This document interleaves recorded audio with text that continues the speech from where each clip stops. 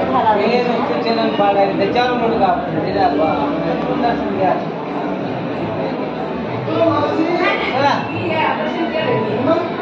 चला दोघं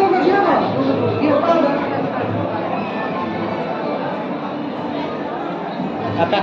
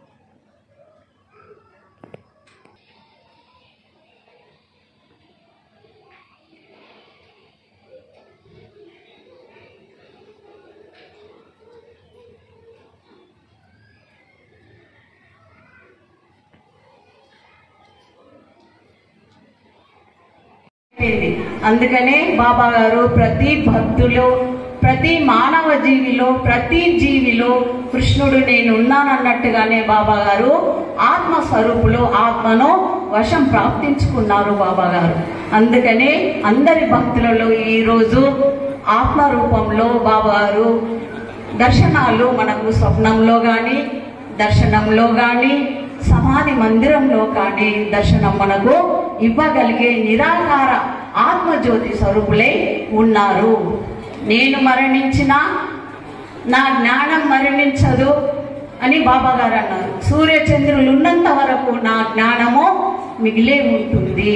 నా సమాధి మందిరం కూడా నా శరీరము లేకున్నా నేను నిరాకారంలో తత్వజ్యోతి ఆత్మజ్యోతి రూపంలో నేను అక్కడ నేను ఉంటానని బాబా గారు చెప్పారు. మీ భక్తుల కోరికలు కల్పవృక్షం కామధేను వలె మీ మంచి సంకల్పంతో నిష్కల్మషమైన హృదయంతో ఎవరైతే దర్శనం చేస్తుంటారో వారి వారి కల్పవృక్షం కామధేను వలె మీ కోరికలు మీకు దైవ దర్శనాలు ఈశ్వర దర్శనాలు కలుగుతాయి. మీరు జీవితంలో బాగుంటారు. ప్రతినిత్యము ధ్యాన సాధన చేయండి. ధ్యాన సాధన వల్ల మన లోపల అలసట, చికాకు, వ్యాధులు, తలనొప్పి, థైరాయిడ్ ఒక్కటి కాదు మూల శంఖ రోగాలన్నీ ధ్యానం వలన ధ్యాన సాధన ద్వారా మన లోపల దూరమైతాయని బాబా గారు. ఎలా దూరమైతే గురు కృపతో కుండలిని శక్తి మన లోపల జాగృతి అయిన వెంటనే ఒక్కొక్క స్థితి మన లోపల జరిగి ధ్యానం ద్వారా ఈ శివశక్తిని దర్శిస్తుంది. గురు దశమ స్థానము, దశమ గురువు. ఈ స్థానంలో బాబా గారి జ్యోతి మనకు దర్శనమవుతుంది. ధ్యానం చేయండి. అందుకనే ఒక్క నెల రోజులు ధ్యానం చేస్తే కొత్త వాళ్ళు మీకు ధ్యానానుభవాలు కలుగుతాయని బాబా గారు పదే పదే మనకు ధ్యాన మార్గాన్ని మనకు ఉపదేశించి బాబా గారు ఈనాడు మనకు ఋషిమునుల ధ్యాన మార్గం माझ्या आईच्या मस्तकोर समोर बसलेले भाविक वडील बंधू आणि भगिनी आणि स्टेजवर बसलेले मान्यवर मी सर्वांच्या चरणी नतमस्तक होतो. आज गुरुपौर्णिमा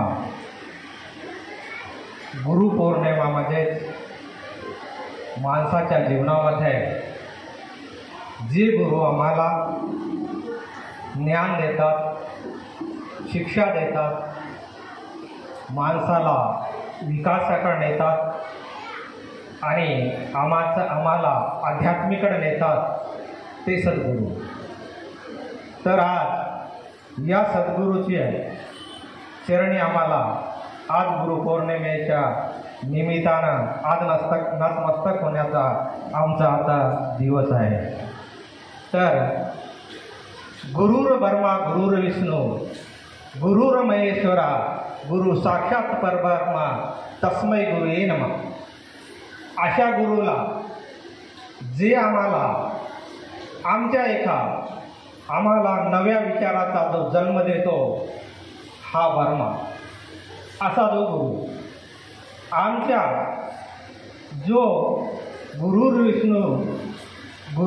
विष्णू म्हणजेच आमच्या जीवनामध्ये आम्ही आडमार्गानं चालतो, त्या मार्गावरून आमचा पाऊल चांगल्या मार्गाला आणतो तोच विष्णू.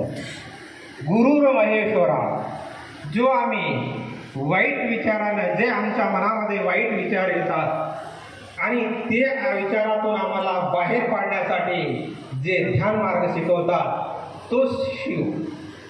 म्हणून गुरुचं वर्णन गुरुर ब्रह्मा गुरुर विष्णू गुरुर महेश्वरा म्हणून वर्णन केलेलं आहे. मग आपल्याला बाबाजीनं आपल्याला त्याच्या जीवनामध्ये बाबाजीनं आपल्याला काय सांगितलेलं आहे. विश्वामध्ये आपण आहोत, आपल्यामध्ये विश्व आहे, तोच ईश्वर आहे. तोच ईश्वर म्हणजे कोण? तो आमच्यामध्ये नांदणारा आत्मा, तो आमच्यामध्ये नांदणारा आत्मा. आणि याचंच आम्हाला ध्यान करायचं आहे. आणि त्याच्यासाठी बाबाजीनं दुसरं वाक्य सांगितलेलं आहे, ध्यान समस्त परलोकात परदाता आहे. आणि हे सर्व काही मला ध्यानामधूनच मिळालं आहे. आणि आम्ही कोण आणि मी कशासाठी आलो आणि मला काय करायचं आहे हे जर माणसाला शोधायचं असेल तर ध्यान समस्त परलोका परदाता आहे हे बाबाजीनं त्याच्या वाक्यामध्ये सांगितलं. जर तिसरी गोष्ट जर बाबाजीनं आपल्याला सांगितली असेल, आत्म्याच्या पलीकडे देव नाही आणि श्वासोश्वासाच्या पलीकडे मंत्रच नाही, हे आपल्याला बाबाजीने आपल्याला त्यांनी शिक्षण दिलं की खरंच जो आमच्यामध्ये जो नांदणारा आत्मा आहे तोच जीव आणि तोच शिव आणि त्याचंच आम्हाला ध्यान करायचं आहे. ज्ञानोबाची वाणी पूर्ण रूपी ध्यानी देही पाहावी आत्मज्योती असे ज्ञानेश्वर माऊलीनं सुद्धा म्हणलेलं आहे. आमच्यामध्ये ते ज्योत आहे, तो आत्मरूपी ज्योत आहे आणि तिला जर आम्हाला बघायचं असेल तर ध्यान समस्त परलोका परदाता आहे आणि याच ठिकाणी तिला आम्हाला अनुभवायचं आहे. ते बाबाजीनं सांगितलं, संतांनी सुद्धा सांगितलं. पंढरीची वारी आहे माझ्या घरी अनेक ना करी तीर्थवर्त पंढरीची वारी संत तुकाराम महाराजानं या आपल्या याच देहामध्ये हरवलेला ईश्वर हरवलेला पांडुरंग इथंच त्यांनी आम्हाला शोधायला सांगलं. याच देही याच डोळा पाहे भक्तीचा सोहळा. कुठं सांगितलं? याच देहामध्ये हरपलेला पांडुरंग आम्हाला इथंच शोधायचा आहे, इथंच आम्हाला सुख शांती इथंच मिळणार आहे. बाबा म्हणले मी बरंच इकडे तिकडं फिरलो, मला कुठं काही मिळालं नाही, इथंच मला याच हृदयामध्ये हरवलेला पांडुरंग इथंच भेटला आणि ते सिर्फ ध्यानामुळे भेटला. हे बाबाजीचा अनुभव आहे. जीव शिव हाती तीर्थाचा अनुभव, जीव शिव हाती तीर्थाचा अनुभव. हेच अनुभव बाबाजीनं आपल्याला ध्यानामधून त्याचा अनुभव सांगितला, मन नाही त्यांनी अनुभव सांगितला. आणि संतांचं वाक्य सुद्धा संतांना सुद्धा आपल्याला सांगितले आहे. संत तुकडोजी महाराज म्हणतात, सहज कर ध्यान मस्त हो जान भुले तन भार. हे संत तुकडोजी महाराजांना सुद्धा म्हणलेलं आहे. हेच वाक्य आपल्याला बाबाजीने सुद्धा आपल्याला हेच वाक्य संतांचेच वाक्य एवढंच की त्यांनी अनुभवलं. ते त्या गावाला गेले म्हणून आम्ही जरी त्या मार्गाने जर खरंच आम्ही बी चाललं ना, खरंच आम्ही त्या मार्गाने चाललं ना, खरंच आम्ही बी सुख शांतीकडं जाऊ शकता. आणि बाबाजी म्हणत होते की तुम्हाला परपंचामध्ये परपंचात राहून परमार्थ करता येते आणि याच्यासाठी कुठंच जायची गरज नाही. तूच आहे तूच पासी परी जागा चुकलासी. हे आम्हाला दाखवणारे गुरु.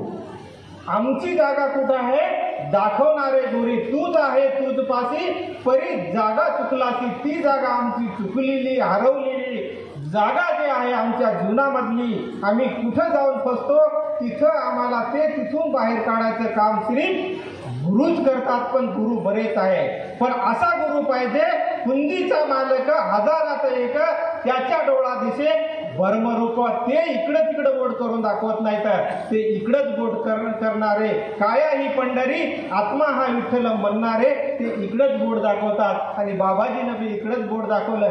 बाबा असे बसत होते कधी तुमच्यासारखे आज तुम्ही जसं बसले, बाबा प्रवचन करत होते तर माझा देव कुठं आहे माहीत आहे काय? लोक पाया पडत होते बाबाजीच्या आणि जाऊन बसत होते. माझा देव बघितला का रे तुम्ही? हे असाच देव आहे रे माझा, हेच माझा देव आहे म्हणणारे बाबा होते. जे जे दिसे होते ते ते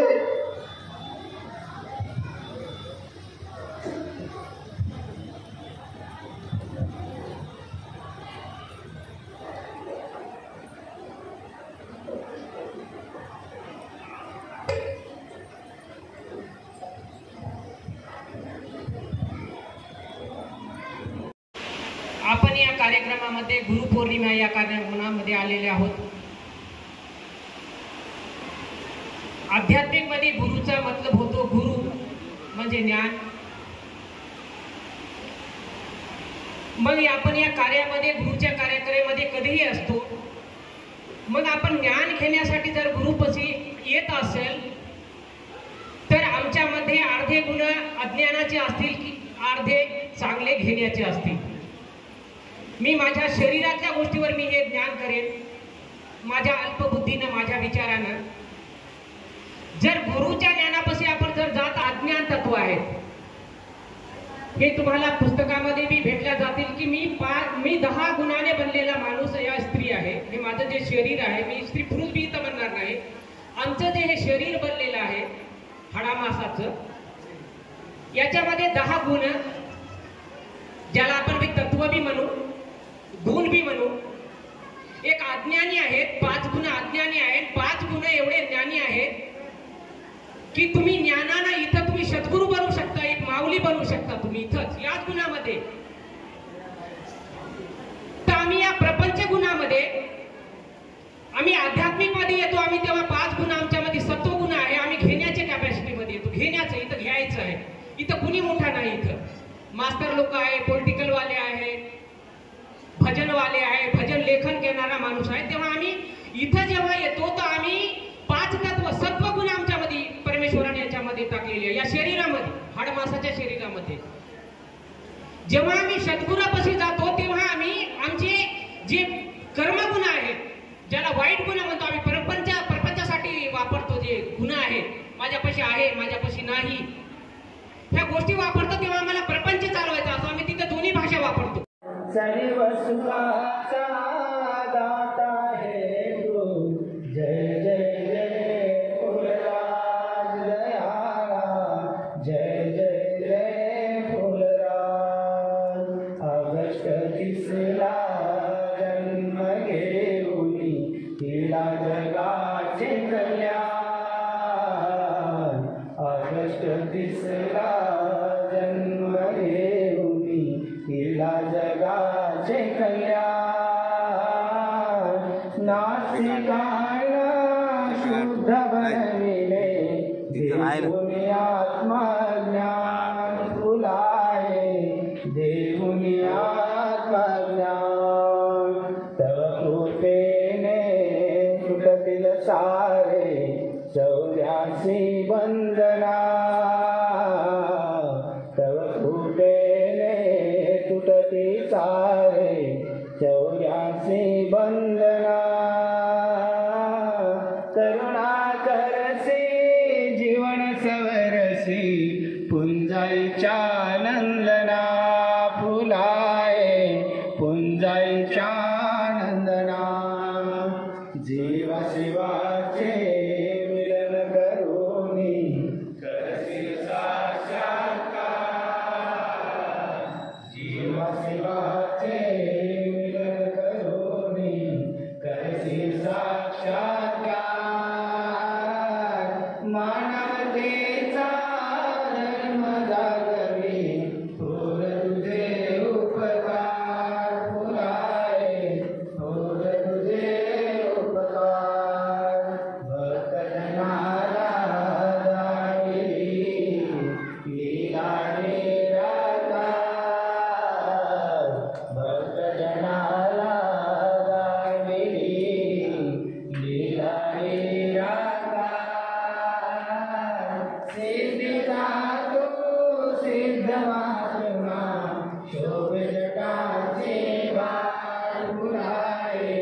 शोभे जटाची भार विश्वहिताची तुमची वाणी विश्वहिताचे बोल विश्वहिताची तुमची वाणी विश्वहिताचे बोल